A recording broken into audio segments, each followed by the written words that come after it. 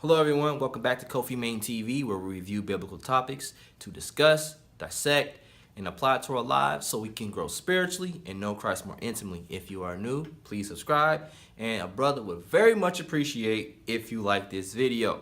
Whether you liked it or not, I need you to like it, okay? Help me. Help me!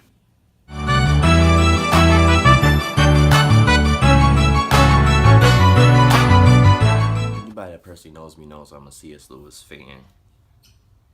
The way the man thought was amazing to me. When I read Mere Christianity in college, it really turned my whole worldview upside down. I thought I knew what Christianity was until I read that book. And after that, it was over with. I just changed the way I thought.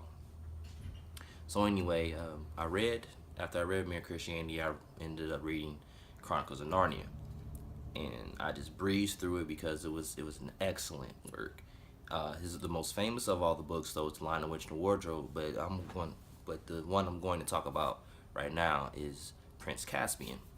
So in Prince Caspian, you have the four children: Lucy, Peter, Edmund, and Susan, returning to Narnia.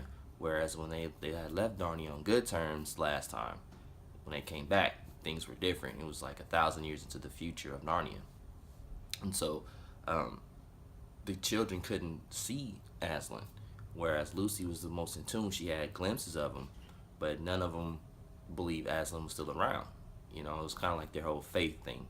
So finally, Lucy ends up encountering Aslan face to face, and they're having a conversation.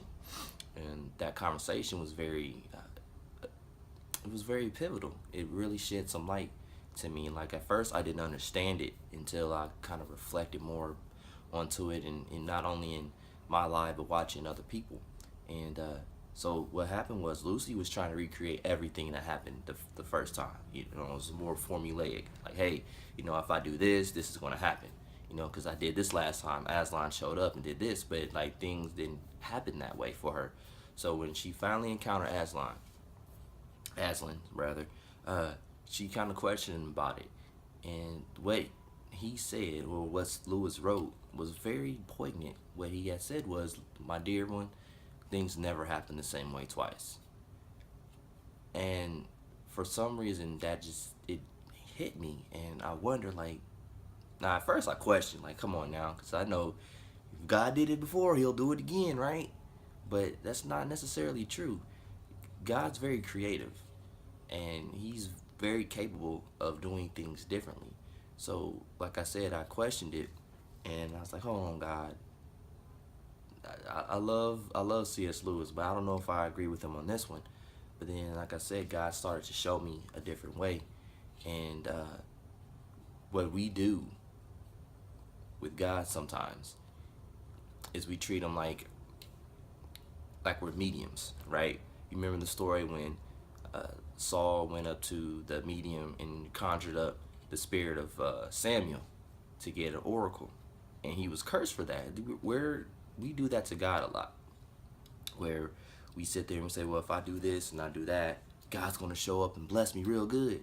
And it's very insulting, actually. So one of the very serious dangers that we are in as a church right now is being that way.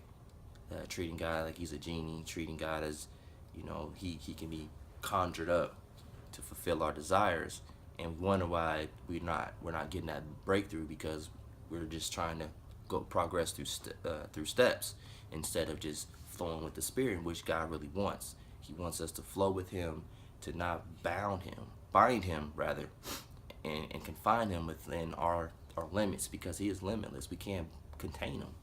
You know, He's like the wind. He comes and goes as He pleases. He do what He wants when He wants. And we have to be mindful of that. And we have to find God. We have to search Him out.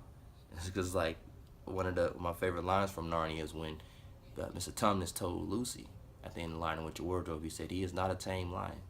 And that's true. He is not a tame God. We can't tame God. He does what He wants when He wants.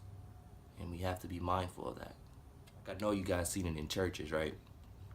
Where they'll sing a song over and over because last time they sung this song, somebody got healed or saved, or it was a breakthrough. So they say, well, every time I sing this song, somebody's gonna fall out because it worked before.